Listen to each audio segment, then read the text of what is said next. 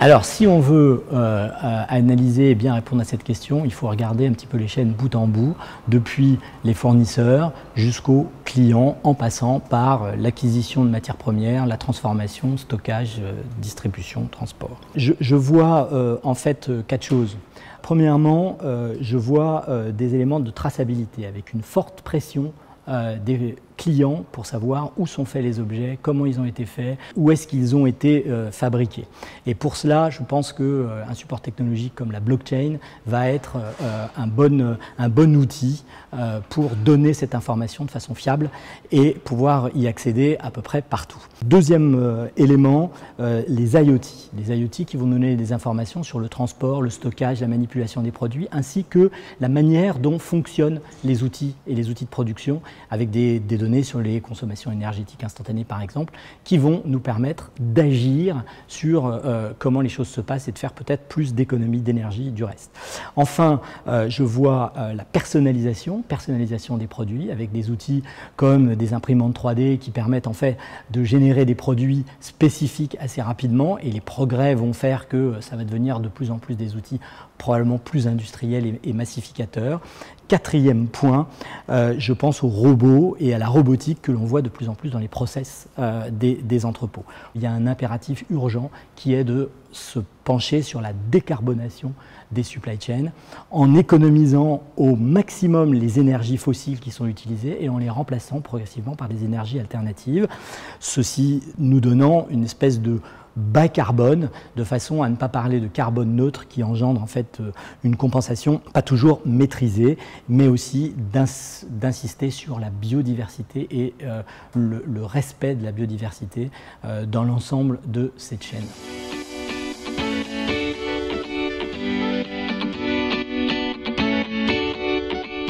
Alors moi j'aime bien cette question parce qu'elle vient pile au cœur de tout ce que l'on cherche à faire au sein de France Supply Chain.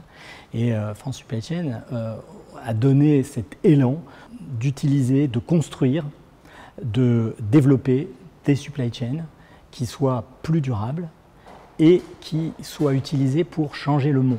Alors ça paraît un petit peu énorme, mais on voit que la pandémie a mis en lumière l'ensemble de nos métiers, a montré combien ils étaient cruciaux et stratégiques pour nourrir les populations et même plus récemment pour transporter et distribuer des vaccins. Et par conséquent, ça nous oblige à être plus vertueux sur nos sourcings, d'où ça vient, est-ce que ça vient de loin, voire de trop loin, et comment est-ce qu'on va respecter les écosystèmes. Ça nous oblige aussi à régler nos consommations d'énergie, à mieux manager nos ressources humaines, à l'intégration du cycle de vie du produit dans une vision peut-être un petit peu plus circulaire.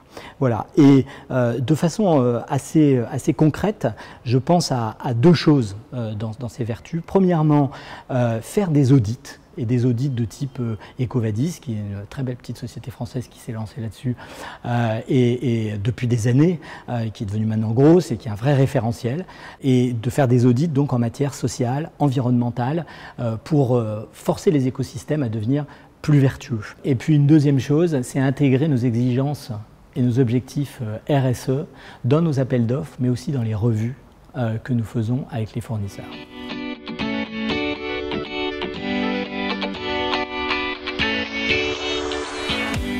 Alors, merci de participer à cet événement. Il me semble que les Big Boss sont fondés sur un principe finalement de rencontres multiples et d'avoir des rencontres très ciblées. C'est ce qui nous assure d'avoir une maximisation de rendez-vous positifs, d'optimiser notre temps et de trouver le bon partenaire qui nous permettra de mener à bien les grands projets qui sont les nôtres aujourd'hui.